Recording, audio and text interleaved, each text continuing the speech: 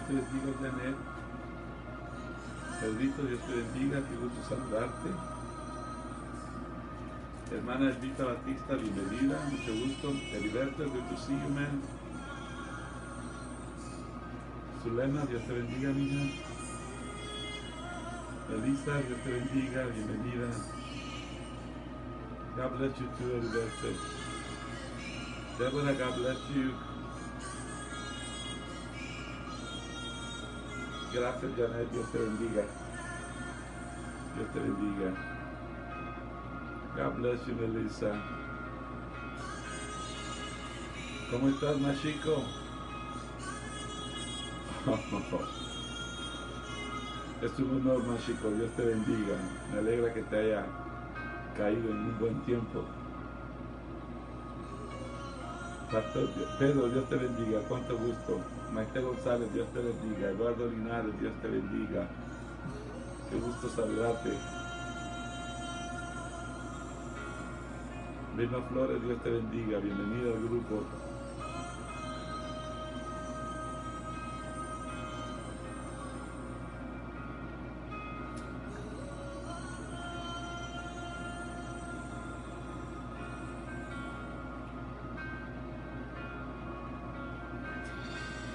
Dona, mucho gusto saludarle. Mi querida hermana, Dios le bendiga. Qué alegre verle ahí. Dios me la bendiga, ¿eh?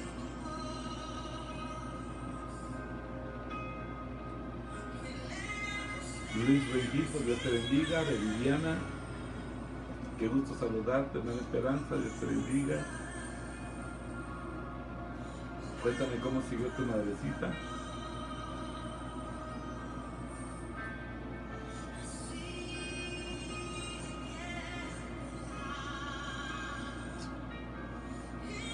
Prima, Dios te bendiga. Dios te bendiga, Carmina, qué gusto me da saludarte.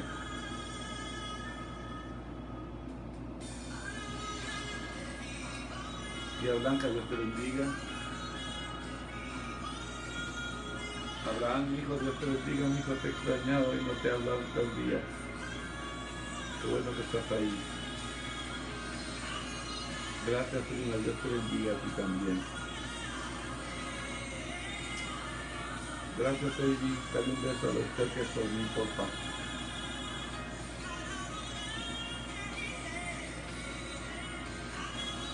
Igualmente, Tona, gracias. Igualmente. Aleluya, Eddie.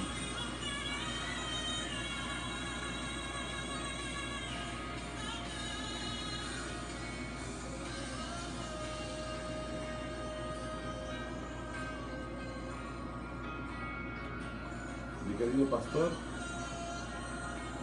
Orlando y Dios te bendiga.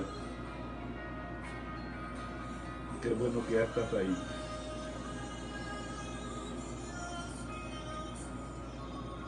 Valdemar, me bendice saludarte. Oscarito, Dios te bendiga.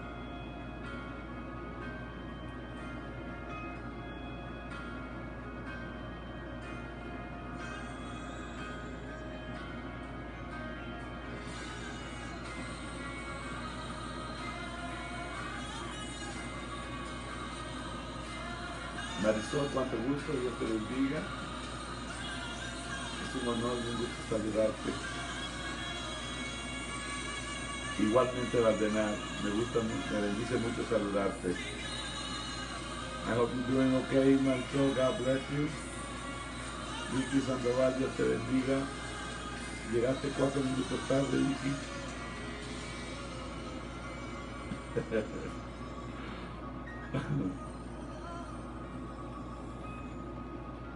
Oh, aleluya.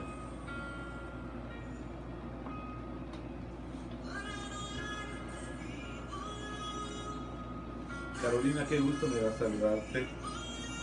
Dios te bendiga, qué bueno que estás ahí. No he vuelto a escuchar mucho de Carlita, de tu cuñada. Espero que esté bien.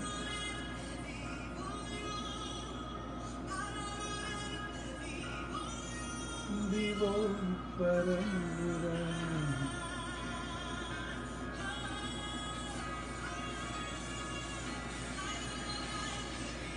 Oh, aleluya.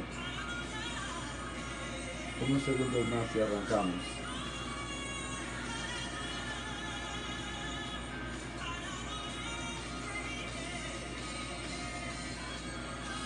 Dios te bendiga, Carol. Qué gusto me da saludarte. Hermana Ruth Hernández, Dios te bendiga. Dios te bendiga. Qué bueno saludarte, sierva.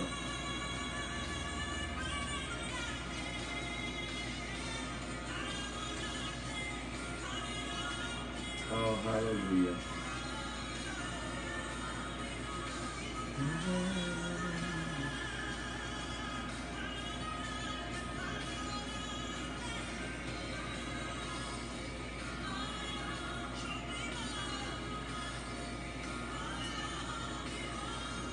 ¿Ok? Agarre su papel y su lápiz y vamos a comenzar. Señor, quiero darte gracias por esta tarde maravillosa que tú nos concedes, por este tiempo que tú nos permites, Dios, de poder reunirnos una vez más para compartir, Señor, algunos misterios, algunos secretos, algunas bellezas de tu palabra. Oramos, Señor, porque tú nos hables a cada uno de nosotros de acuerdo a nuestra necesidad. En el precioso nombre de Cristo Jesús. Amén y amén. Bienvenido, Julio. Dios te bendiga, Julio Trujillo. Ok. ¿Sabe? Yo me puse a meditar en la palabra del Señor y quiero compartir con ustedes un pasaje de la palabra que creo que es muy famoso, es muy conocido. De hecho, me atrevo a decir que es una de las historias, de las parábolas que los evangelistas más usan. Es una parábola preciosa que se utiliza mucho en el área del evangelismo. Esta tarde quiero comenzar con ustedes un diálogo. Yo no sé si me va a dar tiempo terminarlo, pero si por alguna razón no lo termino hoy, lo terminamos mañana. Pero hoy yo quiero comenzar un diálogo con ustedes sobre una parábola o una historia que relató el Señor Jesús acerca de dos hijos. Los dos hijos estaban perdidos. Y algunas veces nosotros tenemos la costumbre nosotros algunas veces decimos, bueno, los hijos son el reflejo de los padres. O cuando usted mira la actitud de un hijo, ahí se está reflejando al papá.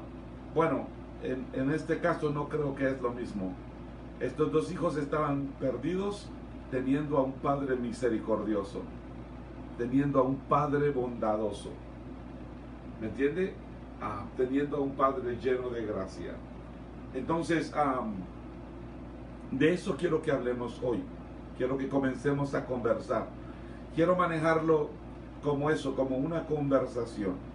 ¿Sabe? Cuando yo me meto a la Escritura, cuando yo escudriño la palabra del Señor, en la palabra del Señor, en la gloriosa Escritura, yo descubro que Jesús se refleja en la Biblia como un maestro.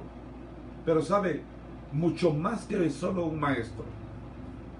Fue un gran maestro, porque la Biblia dice que vino del cielo a la tierra, de la eternidad a la historia, del trono al pesebre. Usted ha oído ese canto, ¿verdad?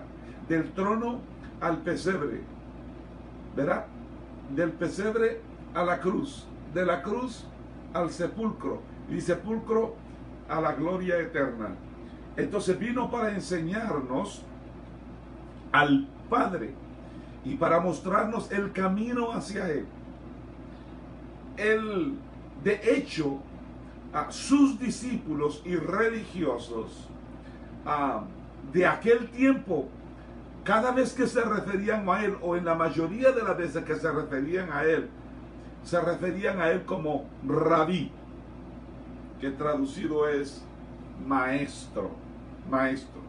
Jesús, ¿sabe? Jesús enseñó en todas partes. Jesús enseñó en el templo, Jesús enseñó en las sinagogas. Jesús enseñó a la orilla del mar, enseñó en el monte, enseñó junto al camino, enseñó en Samaria en un pozo, enseñó en los hogares, en reuniones sociales, en privado. Jesús enseñó. Jesús enseñó de muchas maneras y en muchos lugares. Él no solamente enseñaba con palabra, sino más bien Él nos enseñaba con sus hechos, su testimonio. Pero dentro de sus enseñanzas, Él destaca, por encima de todo, enseña utilizando parábolas. Sabe, Él usó símiles y cuánta cosa, pero pareciera que en la enseñanza por encima estaba siempre la parábola. Y entonces, ¿qué es la parábola? Usted nunca se ha preguntado. Y yo quiero pedirle, por favor, que me perdone, porque yo sé que hay algunos maestros de la palabra del Señor que me están oyendo. Yo sé que hay unos pastores, yo sé que hay unos... yo sé que hay gente muy preparada teológicamente, ¿me entiende? Y perdóneme si alguna vez yo repito cosas que a lo mejor a usted le redundan porque ya las conoce, pero recuerde que dentro de la audiencia hay muchas personas que todavía necesitamos aprender, ¿ok? Yo no sé si usted alguna vez ha escuchado la palabra parábola. ¿Qué es la parábola? ¿Qué es la parábola? Y sabe, la parábola es simplemente una historia humana y terrenal con un significado celestial, donde el tema era básicamente su Dios y su reino. La parábola es un mensaje que guarda una verdad muy importante para todo aquel que le interese saber el verdadero significado de esta. Óigame, se acerca intimidad a él y le diga como sus discípulos. Señor, le dijeron, enséñanos el significado de tu mensaje. La parábola tiene una peculiar característica, y es que son de enorme bendición para los que están dispuestos a recibirla con humildad, ya que ellas nos revelan los misterios de Dios y del reino, pero a la vez es de enorme dificultad para los incrédulos que tienen su corazón y sus oídos embotados, ya que debido a la incredulidad, a su obstinación, a su ceguera espiritual y al rechazo, no logran entenderla. Por eso fue que Jesús dijo, por eso hablo por parábolas, porque viendo no ven y oyendo no oyen ni entienden. Y es por eso que hoy quiero yo tratar con usted.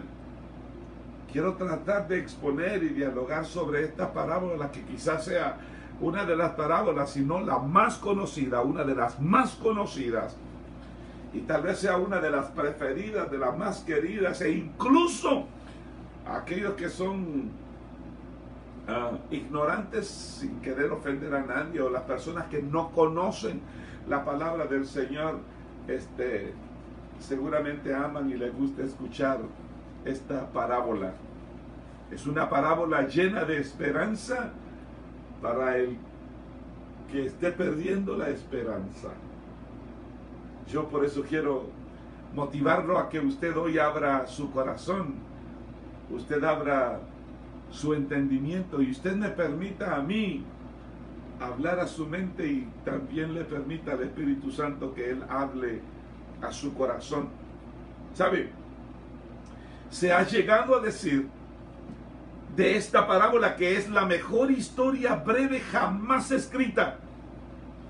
Y es una parábola, es una historia que ha cambiado, que ha transformado la vida de millones de corazones.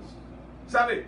Es una parábola, es una joya, es una perla, es una piedra preciosa. Y por eso yo quiero invitarlos hoy que abran su Biblia ahí en el capítulo 15 del Evangelio según San Lucas.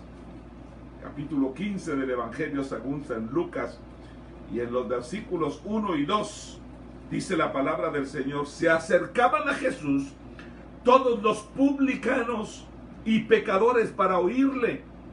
Y los fariseos y los escribas murmuraban diciendo, este a los pecadores recibe y con ellos come. Pregunto, ¿por qué cree usted que los escribas y los fariseos murmuraban de esta manera? ¿Por qué cree usted que ellos decían, a los pecadores recibe y con ellos comen? Y es que usted tiene que entender que históricamente y según la cultura, sentarse a comer con alguien era una señal de aceptación. Era una señal de no sentirse avergonzado de ellos. ¿Aló? Quiero que entienda usted que nuestro Señor no solo no se avergüenza de nosotros. Realmente, ¿de quiénes éramos nosotros? Éramos la vergüenza de nuestra familia. No solamente no se avergüenza de nosotros aún, sabiendo lo que nosotros éramos, sino que la Biblia dice que Él vino a buscar y a salvar lo que se había perdido. ¿Y quiénes son esos? Usted y yo. El contexto es que Jesús camina hacia la recta final de su vida, por supuesto su vida terrenal, y en el anterior capítulo, en el 14, acaba de hacer una fuerte exigencia y demanda para seguirlo como discípulos suyos, donde se nos manda a renunciar y subordinarlo todo en pos de Él y hacernos morir a nosotros cada día para poder seguirlo. ¿Sabe? Esto nos enseña que nuestro compromiso con Cristo debe estar por encima de todo y de todos.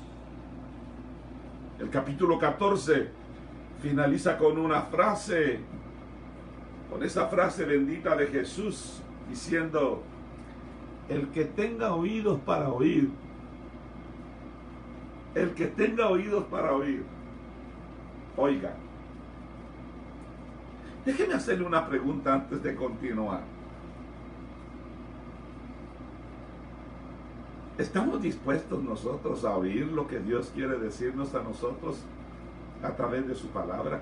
¿Estamos dispuestos a oír el mensaje de Dios para nuestra vida? Óyame, por favor. ¿Quiénes eran los receptores de este mensaje? ¿Quiénes eran las personas que van a escuchar esta parábola de la cual vamos a hablar hoy? Allí en el capítulo 15 inicia con las dos categorías antagónicas y contrarias que habían en la sociedad judía para aquel entonces. Habían dos grupos de personas con los que Cristo se topó en su ministerio. En primer lugar estaban los que se llaman publicanos y pecadores. Pero ¿quiénes eran estos? Los publicanos eran considerados los más bajos e indignos, unos auténticos traidores. ¿Sabe por qué? Porque ellos cobraban altos impuestos a su propio pueblo para dárselo a Roma. Pero lo tremendo, ellos se quedaban con lo que pedían de más. Estas personas eran consideradas indignas y estaban expulsadas de la sinagoga. Eran rechazados y repudiados por el pueblo judío. ¿Sabe algo? Incluso eran repudiados por su propia familia. A esta gente se le consideraba un grupo de gente traidora, odiados por el pueblo. Y, ay Dios mío, y para aquella gente que los odiaba, decía, ese grupo está fuera de los propósitos de Dios. ¿Ok? Y los pecadores, ya usted sabe, los pecadores en general, son toda aquella clase de personas que se relacionaba con ellos, que se relacionaba con los publicanos. ¿Me entiende? Estamos hablando de criminales, estamos hablando de gente rebelde, estamos hablando de prostitutas, estamos hablando de gente inmoral, estamos hablando, ay Dios mío, de personas muy poco consideradas, a las cuales Con esta gente no se podía rebajar uno para poder tener relación con ella. Ya a mí se me hace que de aquí fue de donde sacó aquel su dicho, doña Florinda: no te juntes con esa chusma. Porque así era como miraban a esta gente. Este grupo de pecadores y de publicanos eran excluidos por la sociedad. Este es el tipo de gente, ¿me entiende? Es uno de los grupos de personas que iban a escuchar la parábola de la cual vamos a hablar en esta tarde. El segundo grupo estaba integrado por escribas y por fariseos. Este grupo de escribas y fariseos era la élite. En otras palabras, estoy hablando de un grupo dominado por ellos mismos. Era la élite, eran hombres religiosos, eran líderes religiosos de Israel, quienes, según ellos observaban así bien minuciosamente la ley. Ellos se consideraban justos a sus propios ojos. Y sabe, ellos se consideraban dignos merecedores del reino de Dios. Ellos creían que eran demasiado puros y santos como para acercarse y contaminarse con los grupos que le acabo de mencionar. ¿Sabe qué me dice a mí esto? Esto me dice a mí que cuando Cristo estuvo en su ministerio terrenal, atrajo a lo mejor y atrajo también a lo peor de la sociedad en torno a Él. ¿Me entiende? Él no hace acepción de personas, ni hacía acepción de personas. Él se acercaba a los diferentes grupos. Y nosotros podemos observar la diferente actitud de cada uno de estos dos grupos en los primeros versículos del capítulo 15. Mientras que los publicanos y pecadores se acercaban a Jesús para escucharle, los fariseos y los escribas ya estaban allí murmurando y diciendo de Jesús: a los pecadores recibe y con ellos se sienta a comer. Mire, hermano, yo no sé si usted se alegra, pero yo le doy gloria a Dios, que nosotros tenemos a un Dios que ha venido a buscar y a salvar a los pecadores como usted y como yo. He aquí, yo estoy a la puerta y llamo. Si abre la puerta, yo voy a entrar con Él, me voy a sentar con Él, voy a comer con Él y Él conmigo. Vamos a tener comunión. Este es el Cristo que yo predico y no me canso de predicar. Sana a los enfermos, reprende a los demonios, calma la lluvia y la tempestad. Pero es bien importante para que usted y yo podamos entender, para que usted y yo podamos comprender la parábola, que entendamos estos dos grupos de personas, los cuales van a ser representados por dos personajes. Ay, Dios mío, estos van a ser representados por dos personajes, van a ser representados por dos hijos. Y el Señor Jesús le va a contestar con tres parábolas. Bueno, en realidad es una, pero estaba dividida en tres. Porque Él comienza hablando de la parábola de la oveja perdida. Luego les habla de la parábola de la moneda perdida. Y luego les habla del hijo pródigo.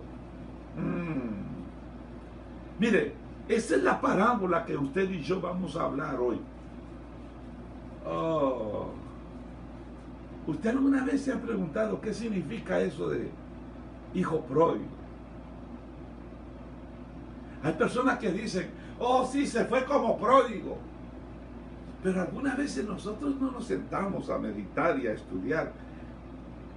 What is the true meaning of pródigo? ¿Cuál es el verdadero significado de pródigo? Óigame, yo quiero que usted entienda que la palabra pródigo no alude tanto a la idea de un hijo perdido, de un hijo duro, de un hijo inmoral y arrepentido que vuelve a casa, sino más bien a la idea de alguien que lo gastó todo, de alguien que no se guardó nada, de alguien que lo derrochó todo y sin medida. Y sabe, para serle bien sincero, yo he predicado muchas veces este mensaje evangelísticamente hablando, Y a título personal, perdóneme por favor, a título personal, a mí sinceramente no me gusta el título de hijo pródigo, o no me gusta el título de hijo perdido, porque de hecho, cuando usted y yo miramos esta parábola, miramos este pasaje de la escritura, usted y yo nos damos cuenta que Jesús al comienzo de la misma parábola, ahí en Lucas capítulo 15 versículo 11, Jesús lo dejó bien claro. Él dijo que había un hombre que tenía 2 hijos. Entonces no era un hijo perdido, no era un hijo pródigo. Ahí dice que había un hombre que tenía 2 hijos. Y yo no creo que sea justo que se enfatice solo a un hijo, cuando el texto le da exactamente la misma importancia a ambos hijos. Mire, 8 versículos que habla de cada uno de ellos. Cuando yo me meto en la palabra, el título, yo podría bien cambiarle, y de hecho lo he hecho cuando yo he predicado este mensaje en algunas de las iglesias de mis amigos. Yo le he cambiado el tema, y el tema bien podría ser los 2 hijos perdidos.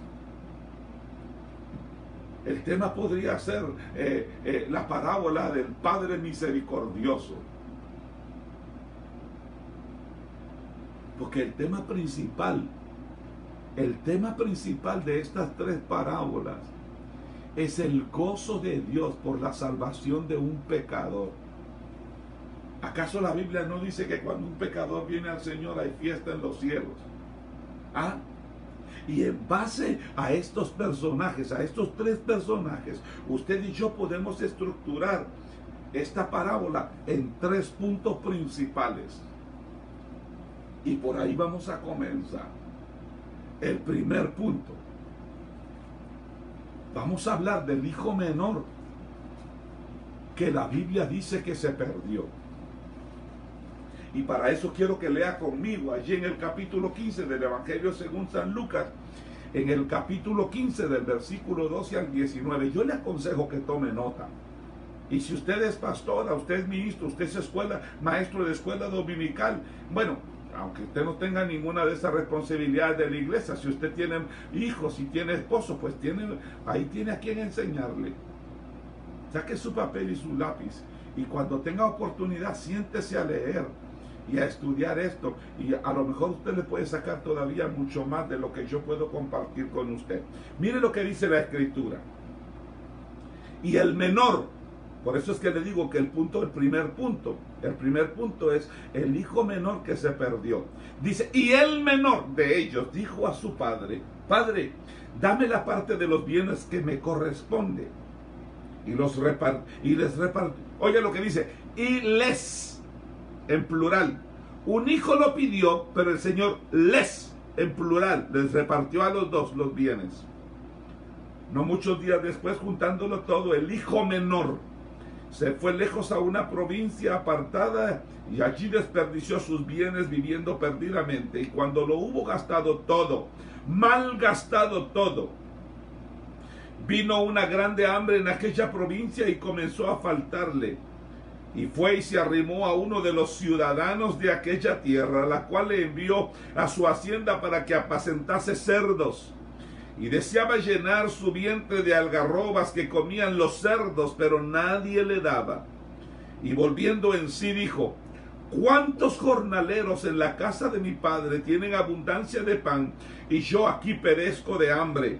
Me levantaré e iré a mi padre y le diré, Padre, he pecado contra el cielo, contra ti, ya no soy digno de ser llamado tu hijo. Hazme como uno de tus jornaleros. Óigame, antes de nada es preciso e importante puntualizar el contexto de esta historia. Una historia en medio de una sociedad patriarcal donde se daba una gran importancia y valor a la honra y a la deshonra, al honor y a la vergüenza. La historia ya empieza con una deshonrosa e irrespetuosa y vergonzosa y humillante petición por medio del hijo menor. De todo el patrimonio que tenía el padre, Este se dividía en 3 partes. Y de esas 3 partes, una parte era para el hijo menor, el resto era para el hijo mayor, quien tenía derecho a la doble porción, según lo que dice Deuteronomios capítulo 21 y versículo 17. Pero lo más humillante y escandaloso fue la petición que le hizo al padre este muchacho. Oiga, ¿sabe por qué? Porque le está pidiendo herencia cuando el padre todavía estaba vivo. ¿Ah? La división de la herencia solo tenía lugar cuando el padre moría. ¿Sabe usted qué significaba eso? ¿Sabe usted qué implicaba eso para la sociedad? ¿Sabe usted cuál es el mensaje que se le enviaba en aquel entonces? Bueno, no solo en aquel entonces, hoy mismo a la familia, a los amigos, a los vecinos, a toda la concurrencia. El mensaje era literalmente este, era como que el hijo menor le dijera: padre, a mí no me importas tú. Para mí es como si tú estuvieras ya muerto, porque yo solo quiero lo mío. Yo solo quiero lo que me corresponde. ¿Y sabes qué? No voy a esperar, lo quiero ya. Quiero tus bienes, pero no te quiero a ti. Note usted que este sinvergüenza no quiere nada que ver con su padre, ni con su familia, pero sí quiere la bendición. Este muchacho deshonró a su padre, tal como la ley del Antiguo Testamento lo enfatiza, lo deshonró. Se convirtió, óigame lo que le voy a decir, se convirtió en la vergüenza de su familia. La reacción del padre debió haber sido una reacción como la que tomaría yo. La reacción del padre debió ser una reacción dura, una reacción severa, o tal vez inclusive hasta violenta. Y le rompo la cara. ¿Cómo que a mí no me vas a faltar el respeto así? Pero ¿sabe algo? Aunque la reacción debió haber sido violenta en contra de ese hijo que acaba de avergonzarlo públicamente,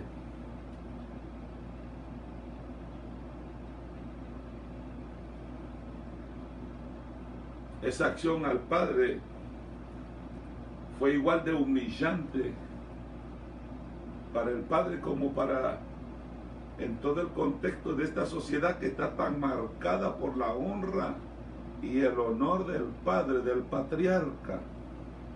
Pero ¿sabe qué dice la palabra del Señor? Que el papá no peleó con él. El padre no peleó con él. ¿Sabe qué fue lo que hizo el padre? Dice que les repartió. Note usted que el hijo, uno fue el que pidió, pero la Biblia dice, y les repartió. El padre tenía 2 hijos. Uno fue el que le faltó el respeto, pero Dios dijo, el padre dijo, está bien, aquí está la parte tuya y aquí está la parte tuya. Les repartió a los 2. Entonces el hijo mayor recibió según 2/3 del patrimonio del padre, y el hijo menor recibió 1/3. Por cierto, una función del hijo mayor era la de proteger la honra y el honor de la familia. En este caso, él tenía que proteger la honra del padre. De ahora en adelante comienza, hermano, una decadencia en el hijo menor que lo lleva a tocar fondo. Oh, su egoísmo causó una separación, inmoralidad, libertinaje, rebeldía, paganismo, hasta el punto de acabar cuidando cerdos, cuidando los animales más impuros que habían en aquel entonces. Oh, los más inmundos, que eran los cerdos, según Levítico capítulo 11 y versículo 7. Lo más tremendo, que no solamente era de limpiarle la porquería y de darle de comer, sino que su bajeza, la caída fue tan terrible que aún deseaba comer lo que comían los cerdos. No solamente fue un abandono físico, sino también fue un abandono espiritual respecto al padre. Él quiso vivir su vida a su manera. Y la Biblia dice que ahí fue donde él malgastó todos sus bienes. Se vio completamente solo. Aquellos amigos que le hicieron bajar su fortuna cuando tenía todo, esos amigos ya no estaban con él, porque se malgastó todo. Y cuando lo vieron arruinado, cuando lo vieron perdido, cuando lo vieron como una piltrafa humana, cuando lo vieron con hambre, cuando lo vieron sucio, cuando lo vieron miserable, se apartaron de él. ¿Sabe qué? Yo puedo hacer un paréntesis aquí. Esto me hace recordar algo que yo le he dicho en varias ocasiones a usted. Esto me recuerda a mí que el diablo le paga mal a los que bien le sirven. Todo esto que estamos viendo aquí en la palabra del Señor representa lo que hay fuera del cuerpo de Cristo y aún en la presencia del Señor. Estoy queriendo decirle que esto representa lo que hay fuera de la iglesia, fuera de la presencia del Señor, pero algunas veces también adentro. Pero óigame, fuera de la presencia del Señor, ¿qué es lo que encontramos nosotros? Mujeres, drogas, vicio, influencia, poder, libertinaje, fiestas. Y usted puede agregar la lista que usted quiera. Ay, hermano José, usted es tan exagerado, ¿qué es? ¿Usted cree que yo exagero? ¿Me permite usted que le comparte algunas estadísticas que yo estuve viendo hoy? ¿Aló? ¿Me permite? Si usted piensa que yo exagero, le prometo que no es así. Porque eso yo lo miro diariamente y usted también lo mira diariamente. Usted lo mira diariamente en su trabajo. Usted y yo diariamente estamos viendo los estragos y las consecuencias de vivir alejados de Dios, separados de Dios. Fíjese, como yo he estado predicando bastante tiempo, yo he dado en otras reuniones, he dado estadísticas de Guatemala, he dado estadísticas de los Estados Unidos, he hablado muchos de los países latinoamericanos y bueno, dije, yo voy a agarrar un país que no sea muy cercano al nuestro, para ver si la diferencia es mucha, y usted si quiere puede hacer una pequeña comparación. Pero yo agarré la estadística de un país en Europa, España. Esta estadística está más o menos, fue hace unos 5 años, 4 años, y esta era la situación actual de España hace 5 años. Mire lo que le voy a decir. Dicen los expertos que hace 5 años habían 11 suicidios al día. ¿Qué significa eso? Que se daba un suicidio por cada 2 horas. O lo que es lo mismo, habían 4,000 suicidios al año. Pero es que en el mundo entero, al día se quitan la vida 3,000 personas. ¿Ah? Al día, en el mundo entero, diariamente 3,000 personas se quitan la vida, que corresponde a 1 millón al año, que es casi el mismo número de la población que hay en un lugar en la región de Murcia. Por favor, escúcheme esto, mire esto. Dice que hace 5 años había más de 105,000 separaciones o divorcios en el año. ¿Qué significa eso? Habían 280 separaciones o divorcios diarios. Dice que hayan más de 95,000, hace 5 años, más de esos 95,000 abortos legales. Ahí no se pueden contar los ilegales. Óigame, por favor, más de 95,000 abortos legales al año aquí en España. ¿Sabe qué significa eso? Que habían casi 11 abortos por hora. Significa que hace 5 años, mire, ahorita mismo, mientras yo le estoy predicando, en España se da entre 15 y 20, en este espacio de una hora, van a haber como 15 o 20 abortos. Y dicen las estadísticas que solo el 4.5% era por riesgo de la madre o del bebé. A todo esto podríamos sumarle la notoria crisis de valores, donde cada vez más hijos agreden a los padres, maridos agreden a sus mujeres, padres agreden a sus hijos. Y eso que ustedes conocen como la ideología del género.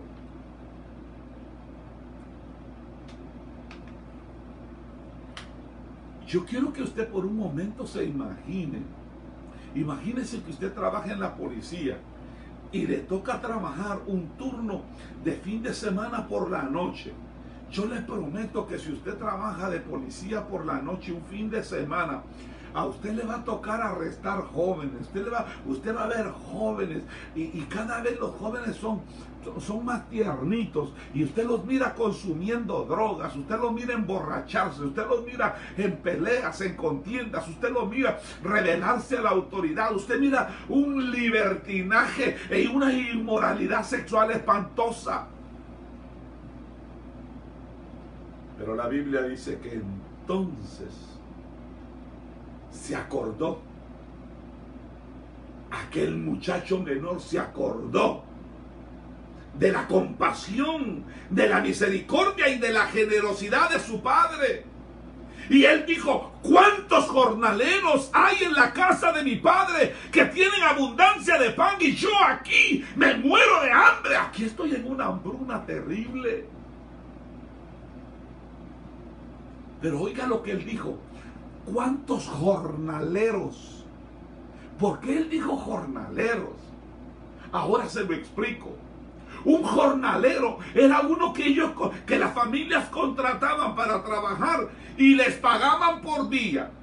Y lo que recibían eran solamente lo justo e imprescindible para no morirse de hambre. En otras palabras, estamos hablando de que era la persona de más baja escala social. Solo por encima precisamente estaban los publicanos y los pecadores. Pero los jornaleros de su padre, él dijo: ¿cuántos jornaleros de la casa de mi padre tienen abundancia de pan? Él dijo: los jornaleros de mi padre tienen abundancia de pan. ¿Qué quiere decir eso? Que mi padre tiene un carácter bondadoso. El padre que yo tengo tiene un carácter bondadoso. El padre que yo tengo tiene un carácter misericordioso, que él cuando da en abundancia.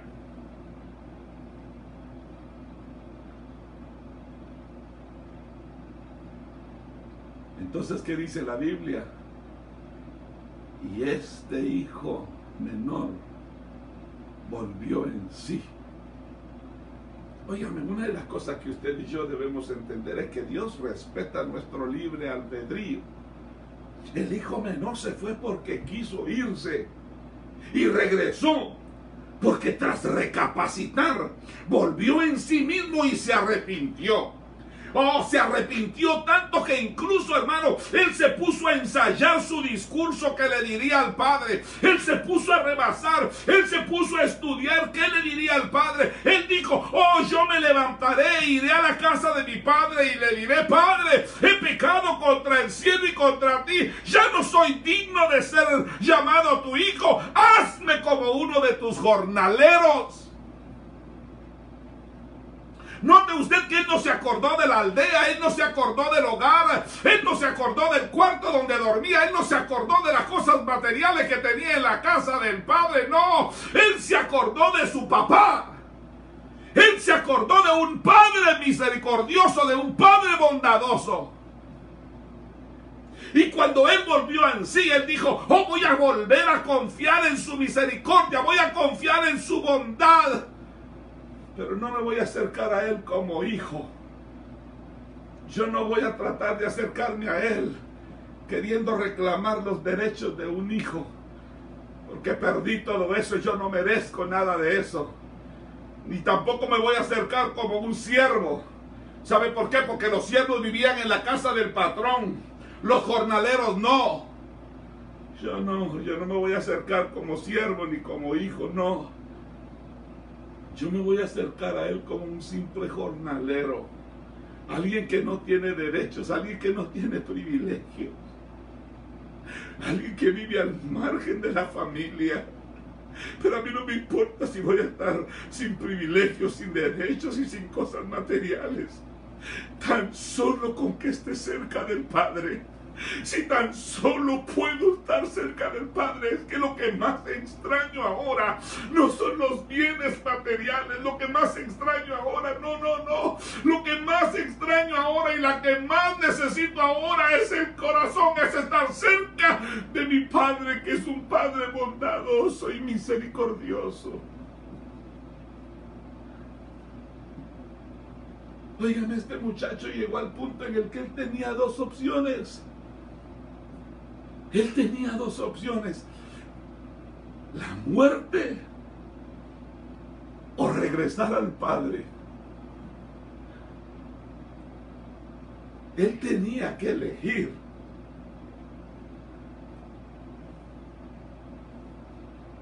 Él tenía que tomar una decisión. Y qué bueno que escogió la mejor. Porque aquí nosotros vemos a un hombre pecador. Pero sabe todo. Era un hombre arrepentido.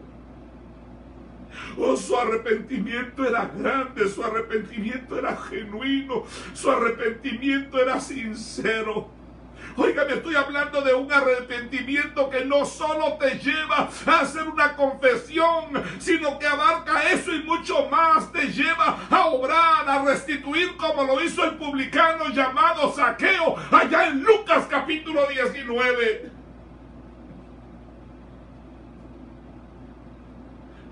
Oh, yo me imagino a los publicanos y pecadores que oían que estaban oyendo esta parábola, muy identificados con este personaje. Los publicanos y pecadores, cuando oían la parábola, y ahí ellos decían: ese soy yo, este soy yo. Yo me identifico con el hijo menor, y a la vez emocionado, quizá algunos como yo llorando, arrepentidos de verdad, siendo ellos excluidos por la sociedad, pero recibiendo una palabra de amor, de gracia, de retorno de parte de nada más y nada menos que el rabí, el maestro, el Padre de misericordia, aquel que dejó el trono de gracia para meterse en este basurero humano a buscar y a salvar lo que se había perdido.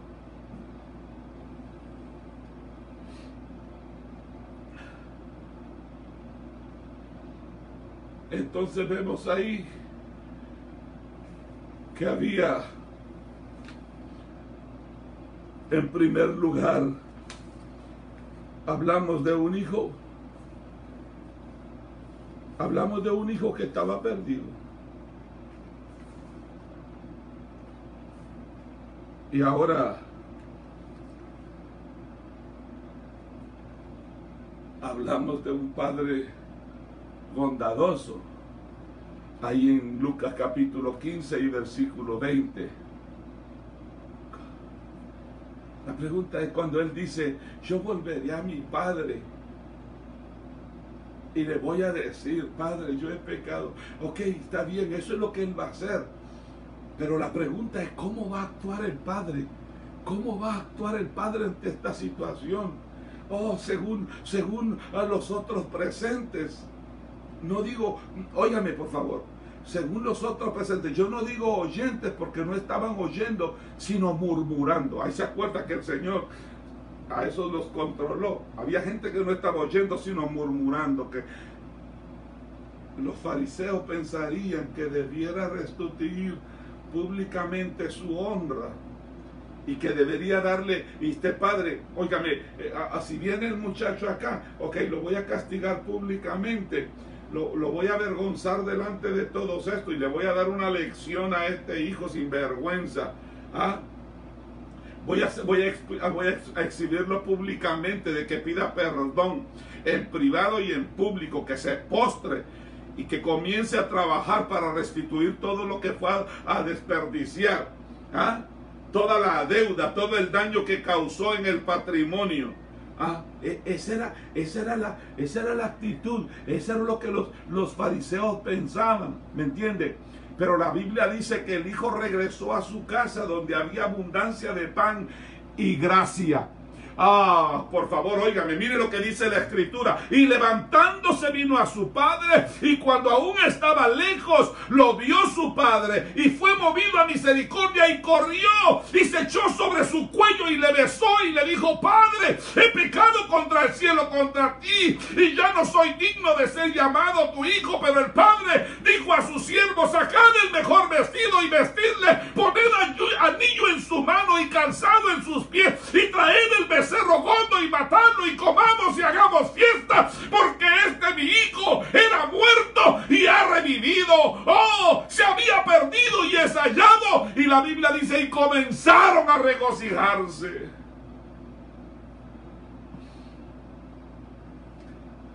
Yo no creo que sea casualidad que el padre lo viera de lejos.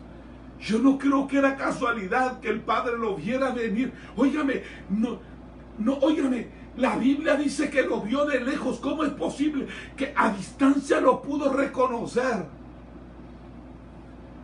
Yo no creo que fue casualidad. Yo lo que creo más bien es que el padre cada día y cada momento se acercaba a la ventana y miraba al horizonte. ¿Sabe por qué?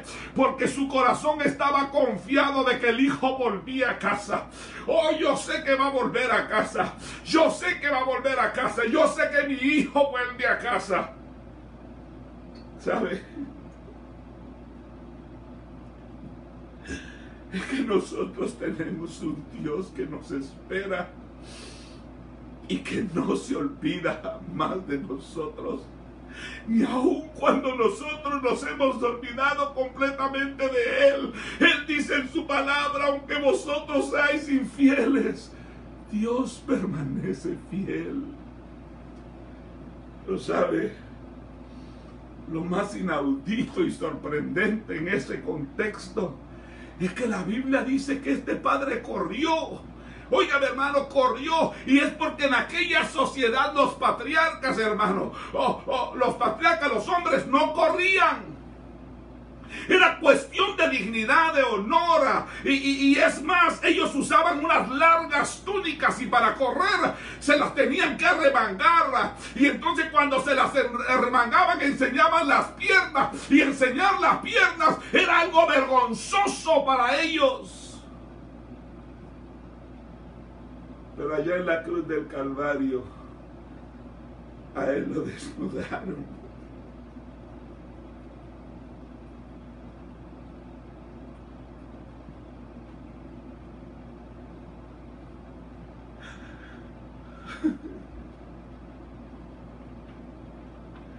Esa fue la peor vergüenza, su santidad, y lo hizo por usted y por mí.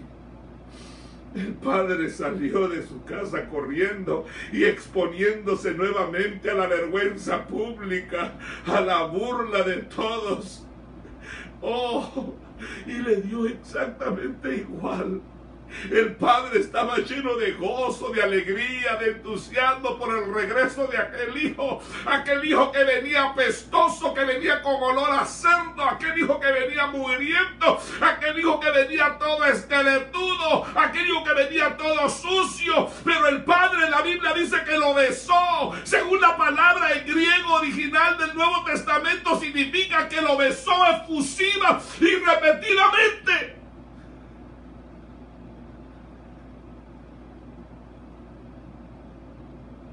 ¿Se puede usted imaginar eso? ¿Se puede usted imaginar esa escena, hermano? ¿Se puede usted imaginar que el padre lo mira de lejos y antes de que llegue a la casa, a la entrada de la aldea, él sale corriendo, y antes de que nadie pueda avergonzarlo y burlarse de él por lo que hizo a su padre, o antes de que alguien pueda señalar a aquel muchacho, lo cubre, lo abraza, lo besa, oh, por toda la cabeza que estaba llena de piojos, quién sabe cuántas cosas, lo abrazó, lo besó, le tocó su carita, le besaba sus cachetes, sus mejillas, y sabe, lo hacía delante de todos como diciendo: este es mi hijo, este es mi hijo, y lo amo, este es mi hijo, esta es mi hija, y lo amo. ¿Sabe cómo se le llama eso? ¿Sabe qué es eso? Eso es gracia, gracia.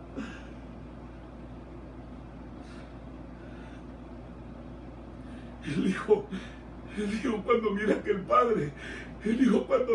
padre viene hacia él trata de abrir su boca, él trata de exteriorizar, él trata de expresar lo que había en su corazón, el arrepentimiento y un corazón destrozado, pero no le dio tiempo porque el padre no lo dejó hablar. Y el hijo le dijo: Padre, yo he pecado contra el cielo y contra ti, yo no soy digno de ser llamado tu hijo. Pero el padre no lo dejó acabar. Antes que terminara de hablar, antes de terminara de decir todo aquello que él había enseñado, antes de que él terminara de decir que quería que lo trataran como un jornalero, antes de que él, todo aquello que él había planeado y enseñado, y todo aquello que había pasado horas y a lo mejor sin dormir, en insomnio, pensando cómo iba a ser el encuentro con su padre, y hoy queda como que el ensayo se quedó solo como un ensayo, porque no lo dejó terminar.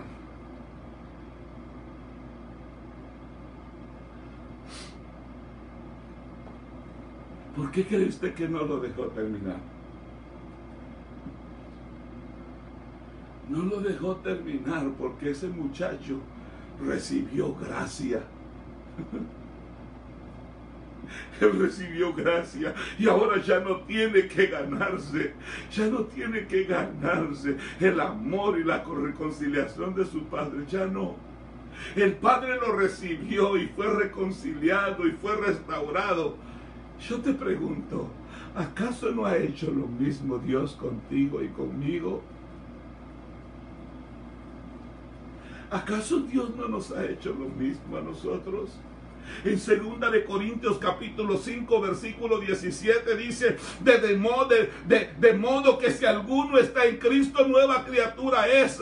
No eres jornalero, eres amado y reconciliado hijo. Óyeme, las cosas viejas pasaron, en otras palabras, tu vida anterior mala fue alejada del Padre. He aquí, todas son hechas nuevas, y todo esto proviene de Dios, quien nos reconcilió consigo mismo por Cristo y nos dio el ministerio de la reconciliación, que Dios estaba en Cristo reconciliando consigo al mundo, no tomándoles en cuenta a los hombres sus pecados. No tiene en cuenta tu deuda. Y nos encargó a nosotros la palabra de la reconciliación.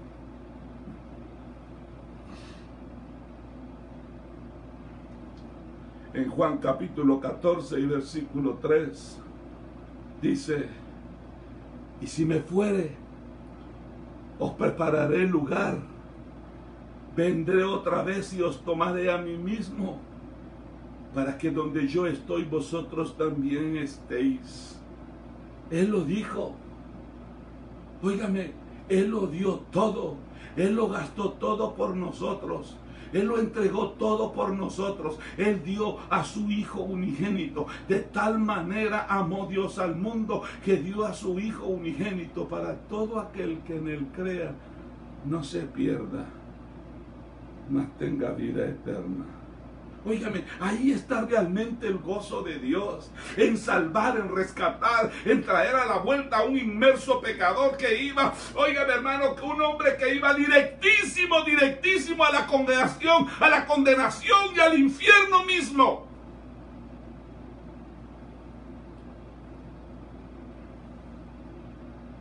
Pero ¿qué fue lo que hizo el Padre con esta parábola? ¿Qué fue lo que hizo el Padre con esta parábola?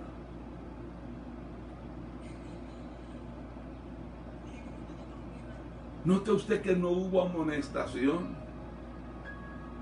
Note usted que no hubo juicio ni condenación.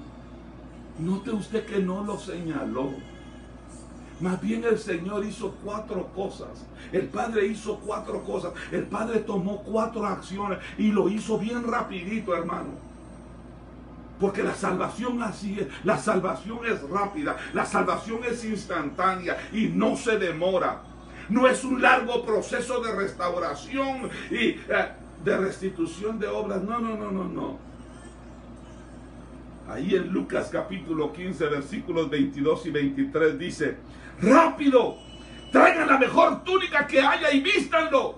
Consigan un anillo para su dedo y sandalias para sus pies. Maten el ternero que hemos engordado. Tenemos que celebrar con banquete. Mire, mire lo que el Señor, lo que el Padre tenía para él. Túnica. Túnica. Óigame, la mejor ropa era la túnica del Padre. Y eso implicaba una total aceptación en la familia. Note usted que no lo mandó a lavarse, a pesar de ir sucio.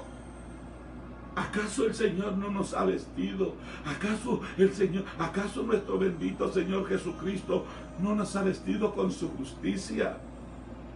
¿Ah? ¿No hemos sido revestidos en Él, en el nuevo hombre? ¿Ah? Así estábamos antes. Si bien todos nosotros somos como suciedad, como trapos de inmundicia, y todas nuestras obras como trapo de inmundicia, dice Isaías capítulo 64, versículo 6. Pero Él nos ha dado su manto perfecto de justicia, según 2 de Corintios capítulo 5, verso 21. ¿Para qué? Para cubrirnos. Le dio la mejor túnica. Lo segundo, le dio anillo. Óigame, en aquel entonces con el anillo podías firmar documentos, colocando el sello de la familia. El sello de la familia estaba en el anillo. Esto representa autoridad, ya que podías actuar en nombre y en representación del Padre. De la misma manera y con esa rapidez inmediata, Dios nos ha sellado a nosotros con el Señor Espíritu Santo. Oh, en el momento en el que usted y yo creemos, en el momento en el que usted y yo ponemos nuestra fe en Él, hermano amado, en ese momento, hermano, Él nos ha puesto su marca oficial de su propiedad, que somos su propiedad de autenticidad, de autoridad. Ahora podemos actuar en nombre y representación del Padre.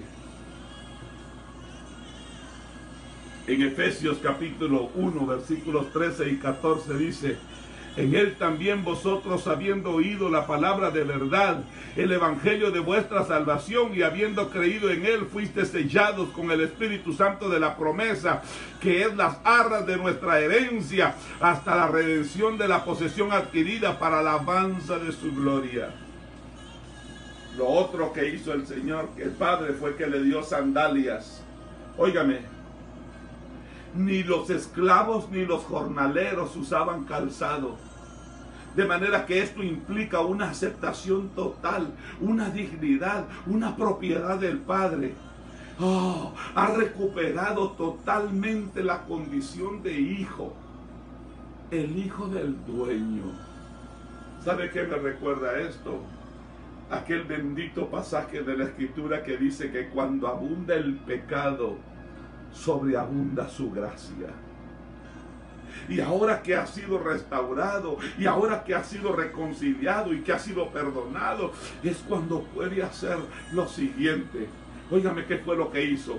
Él dijo: traed el becerro gordo y matadlo, y comamos y hagamos fiesta, porque mi hijo muerto era y ha revivido, se había perdido y es hallado. Y comenzaron a regocijarse. Oiga,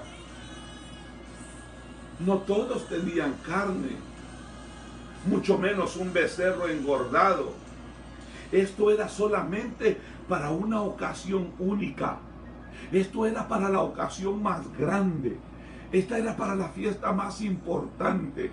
El Padre hizo fiesta para todos. Oh, hizo fiesta para la aldea. Compartió su gozo y su alegría con todos. En Lucas capítulo 15 versículo 7 os digo que así habrá gozo, más gozo en el cielo por un pecador que se arrepiente que por 99 justos que no necesitan de arrepentimiento. Y en Lucas capítulo 15 versículo 10 Él dijo, así os digo que hay gozo delante de los ángeles de Dios por un pecador que se arrepiente. Óigame, esto es lo que abunda en esta historia. Cuando Él dijo, mi hijo estaba muerto, estaba perdido, pero ha resucitado, ha regresado a casa. En Efesios capítulo 2, versículo 1 al 5, escuche lo que dice.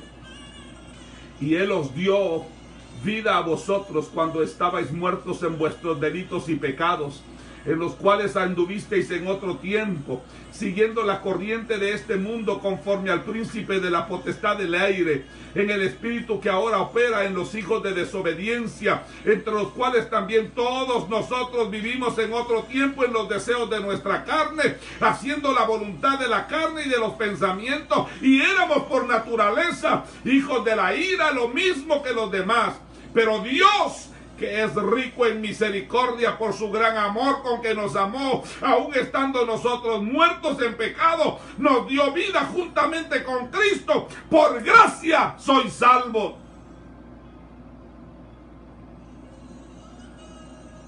Óigame, cuando yo leo y miro esto, entiendo que creo que todos o casi todos nosotros nos sentimos relacionados, identificados con este hijo menor.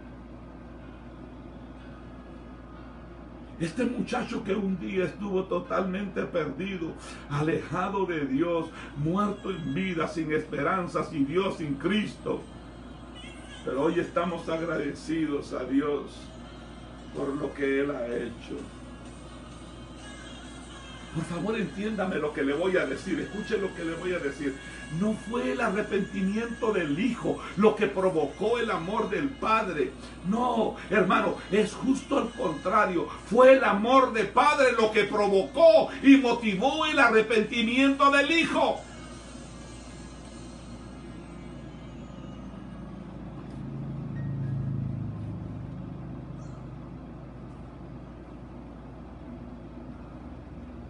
Yo creo que podríamos, y de hecho se hace muy a menudo, cortar aquí la predicación y quedarnos con el retorno del hijo menor perdido, con el gozo del Padre y con la fiesta y la celebración.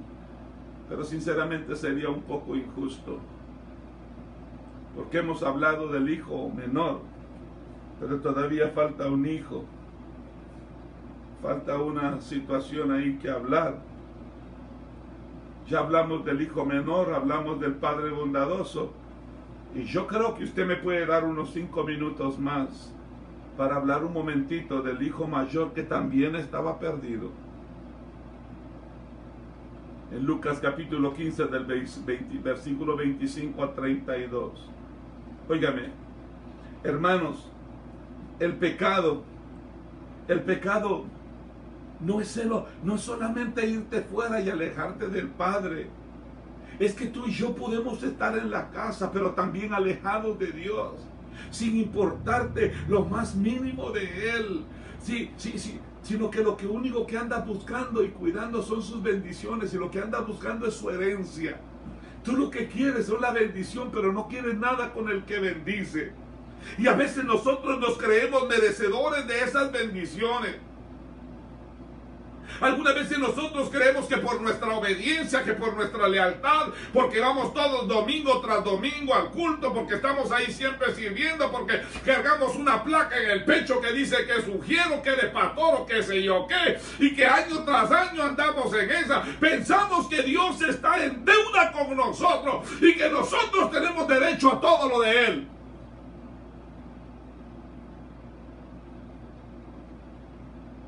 El objetivo primordial de esta parábola no es tanto los pecadores rebeldes de afuera, sino más bien los religiosos y moralistas de adentro, los que estaban cegados y alejados del Padre.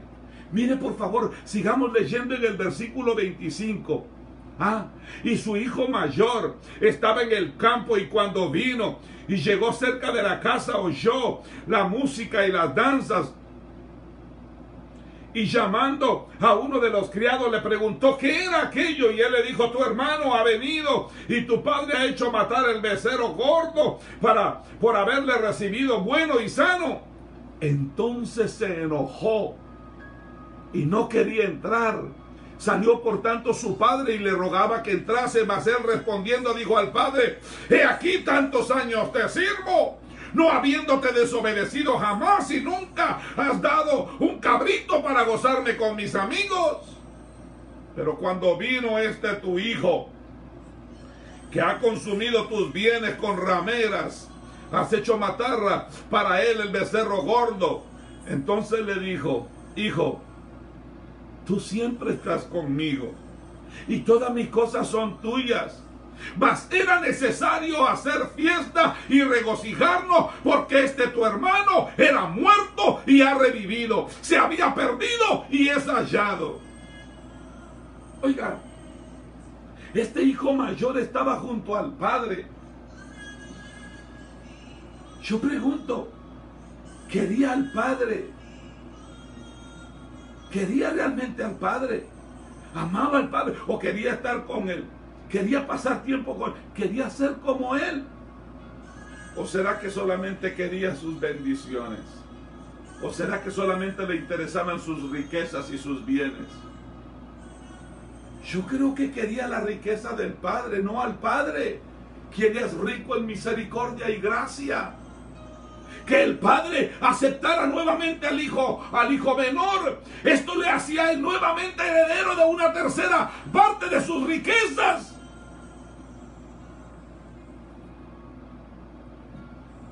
Con lo cual el muchacho, el hijo menor, perdía parte de su herencia.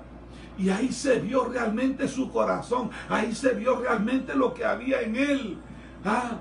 Le dio igual la felicidad y el gozo del padre. Le dio lo mismo la vuelta de su hermano, quien estaba perdido y muerto. Es más, se refiere despectivamente a este hijo tuyo, le dijo. No considerándolo ni siquiera ya como su hermano, sino que se veía claramente superior a él. El cómo expone Jesús la actitud de este hermano era una puñalada duro al corazón de los fariseos que estaban murmurando, mientras que los publicanos, hermano amado, y los pecadores oían esta palabra. Es más adelante les diría a ellos que los publicanos y las rameras van delante suyo en el reino de Dios, en Mateo capítulo 21, verso 31. Déjame hacerte una pregunta. ¿Obedeces a Dios para conseguir cosas de Él? ¿O por amor genuino y entregado a Él? El Evangelio tiene muchas grandes verdades. La Biblia dice que somos justificados por la fe. La Biblia dice que mis pecados son perdonados y olvidados y enterrados porque Cristo ya los pagó. La Biblia dice que que quita la ira de Dios que estaba sobre mí, porque, ay Dios mío, por la sangre vertida en la cruz del Calvario. Que quita mi culpa. ¿Por qué? Porque lo culpó a Él en la cruz del Calvario. Que me libra de la esclavitud del pecado, de ir al infierno y que me da la entrada al cielo. La Biblia dice que me da vida eterna y al final me librará de toda enfermedad y dolor. Pero todo esto son medios para alcanzar el fin. Eso nos lleva al fin. ¿Y cuál es el fin? Dios mismo, el Padre, estar con Él. Esa es la buena nueva del Evangelio, el mismo corazón del mensaje de nuestro Señor Jesús. Este es el mensaje del Evangelio. La Biblia dice que eres justificado, no, oye, justificado solamente para que puedas ver su gloria sin ser consumido. La Biblia dice que eres perdonado, no para calmar tu conciencia, sino para restablecer la relación con un Dios 3 veces santo.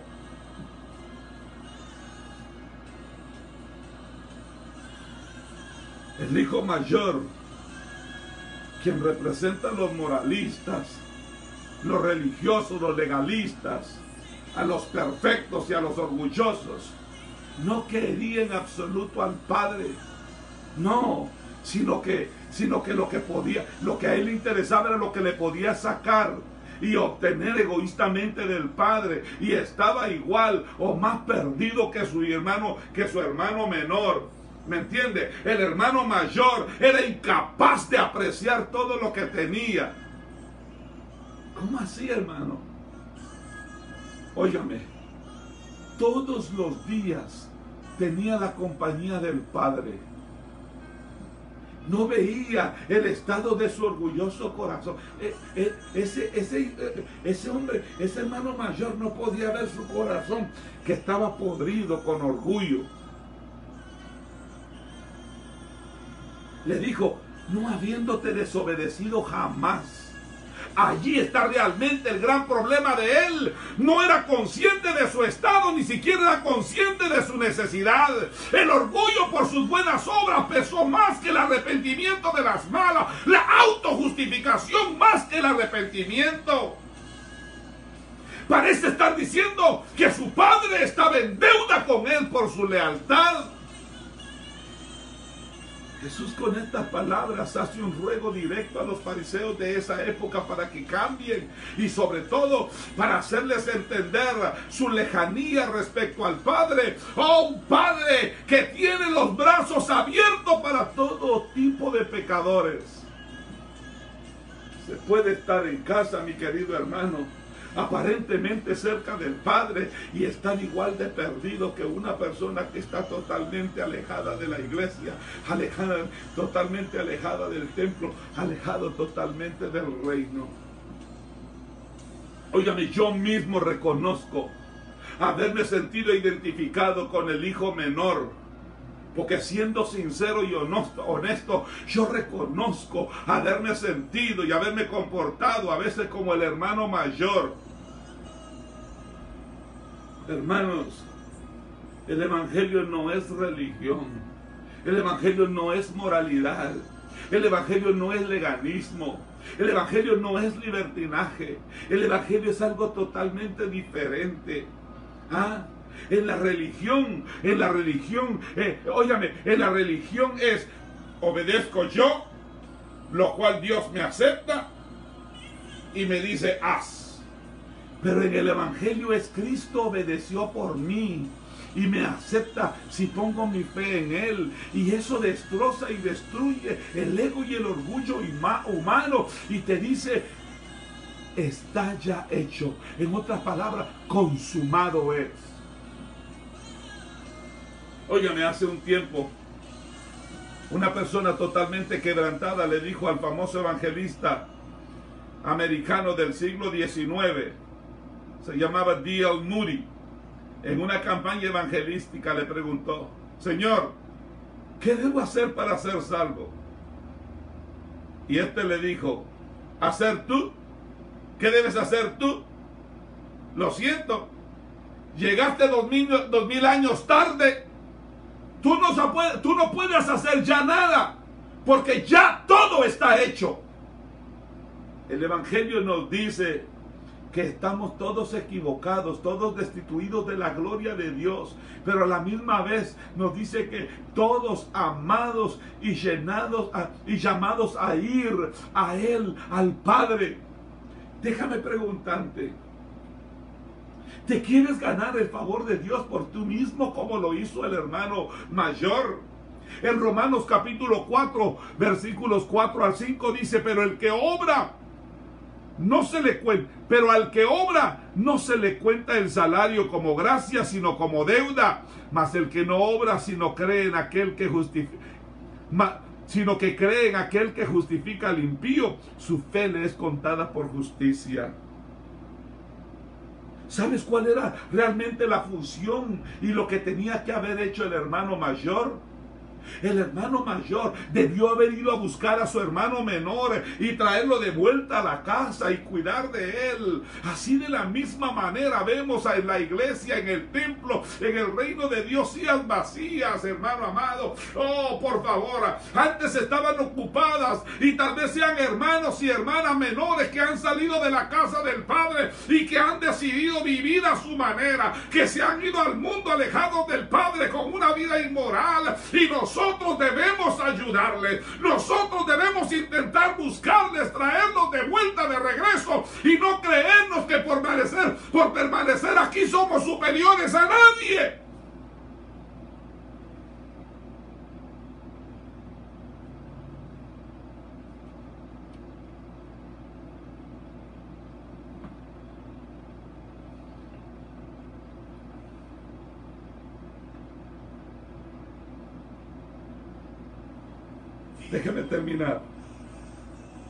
Déjeme terminar.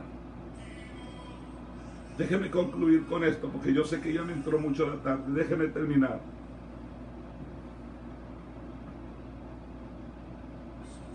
¿Cuál es la conclusión de esta parábola? ¿Cuál es el final de esta parábola? Un banquete, una fiesta.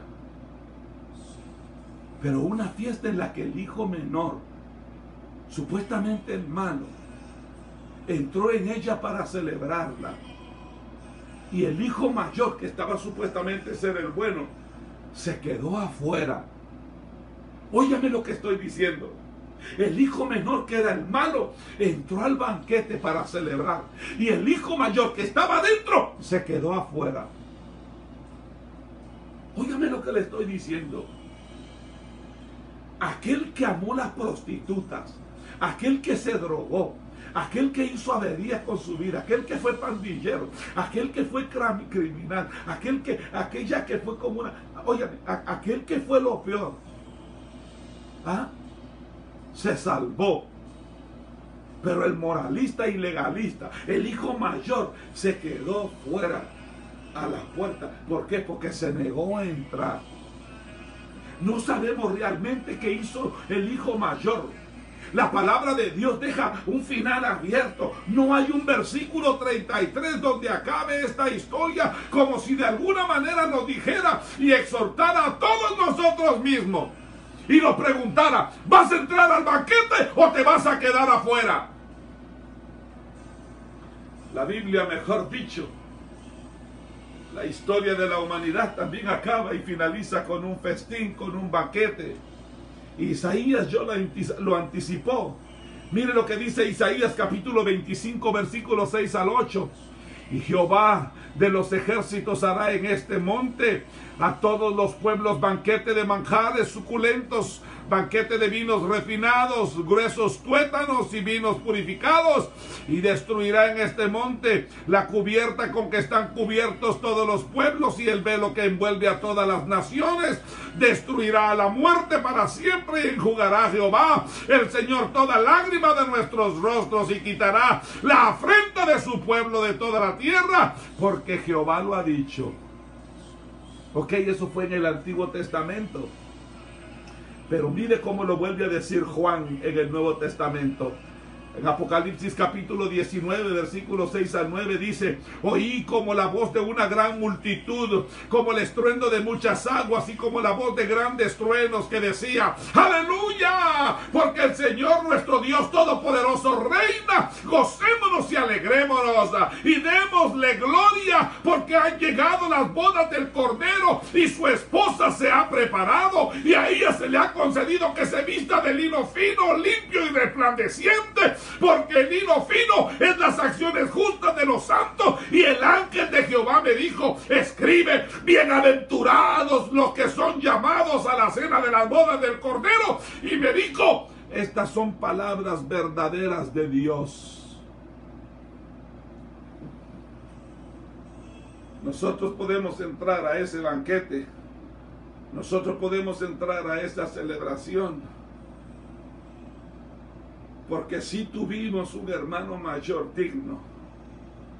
Uno que vino a traernos de vuelta a la casa.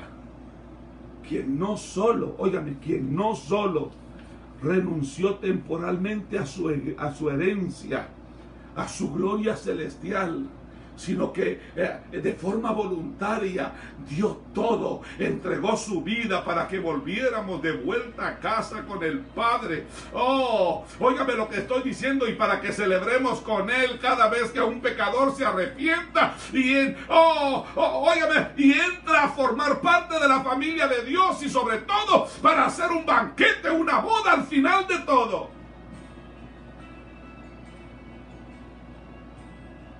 Si el costo del perdón en la parábola está en el tercio de la herencia del hermano mayor que pensaba de nuevo al menor, para nosotros ese perdón está en la cruz del Calvario.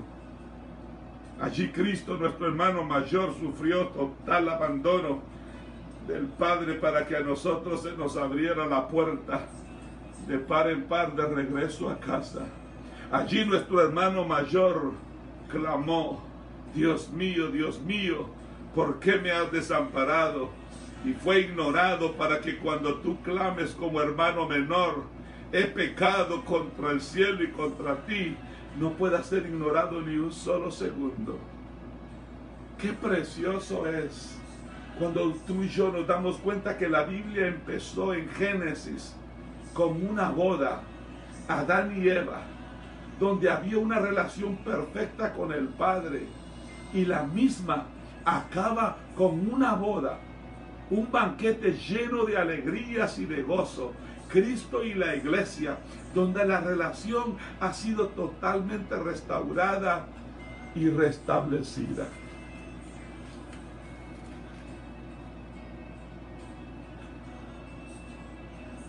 Un Padre bondadoso y dos hijos perdidos. Uno haciendo averías allá en el mundo, viviendo una vida salvaje, y otro que presume ser de la casa y que está tan muerto como el que está perdido allá afuera.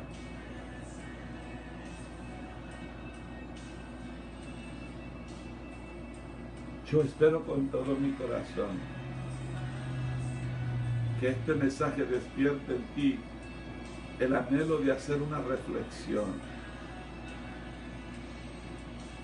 Anhelo con toda mi vida que hoy tú tomes un tiempo para analizar cuál es tu actitud ante el hermano menor. ¿Sabe? Ya me entró la tarde. Hoy me pasé. Pero un día el pastor Víctor Hugo de la Roca, él dirigía nuestro programa de rehabilitación para muchachos con problemas de adicciones en Guatemala. Y él hacía pais de piña y lo salíamos a vender. Un día uno de los muchachos de estudiantes del programa llegó a una casa y tocó la puerta y le dijo: Señor, por favor, ayúdenos a combatir la adicción a las drogas, cómprenos un pay. Y el hombre se le quedó viendo. Víctor Hugo estaba ahí y le dijo: ¿qué? Que yo le dé mi dinero para drogadictos. Esos deberían de estar abonando la tierra. Así dijo. Y Víctor Hugo de la Roca, con una paz, con una tranquilidad tremenda, le dijo: bendito sea Dios que usted no es Dios. Porque un día yo era uno de esos drogadictos. Y Dios no me usó como abono, sino que me rescató y me hizo su siervo.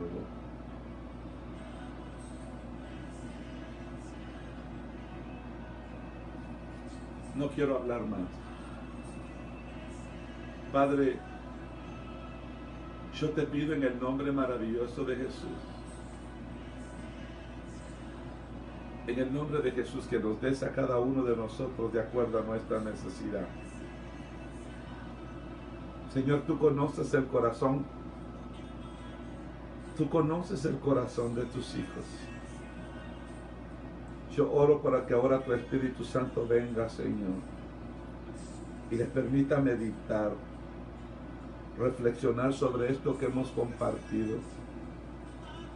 En el nombre de Jesús, visítalos,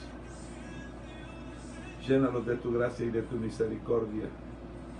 Tú conoces sus necesidades, súplelas.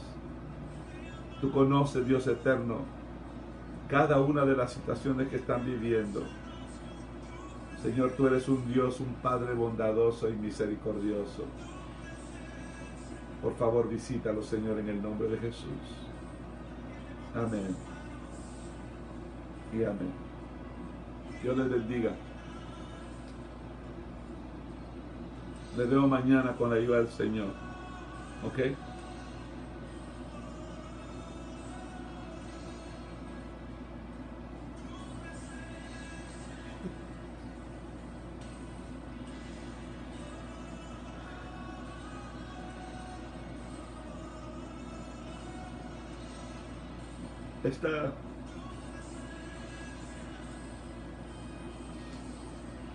Esta mañana el Señor puso en mi corazón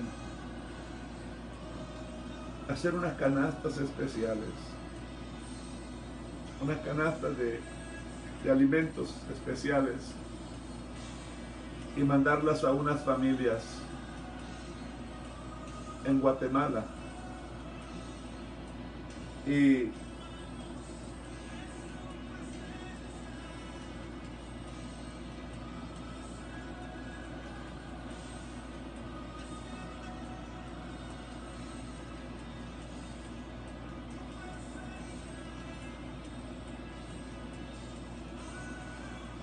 Y mi hija me contó un testimonio.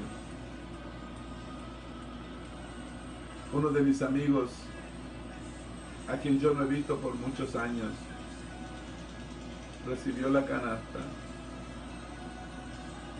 Y yo me enteré después que durante esta pandemia él perdió su trabajo.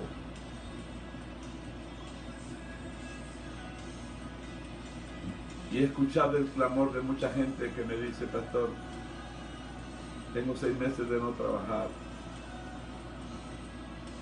Mi familia está en grande necesidad. ¿Sabe? A quienes hemos podido los hemos ayudado. Y la razón por la que lo hacemos es porque tenemos un Padre que es bondadoso y misericordioso. Él no nos condena por lo malo que hayamos hecho, ni nos señala. Él nos corona de favores y de misericordia. Ore por nosotros, por favor. Te lo pido en el nombre de Jesús. Dios les bendiga. Pasen buena noche. Los veo mañana.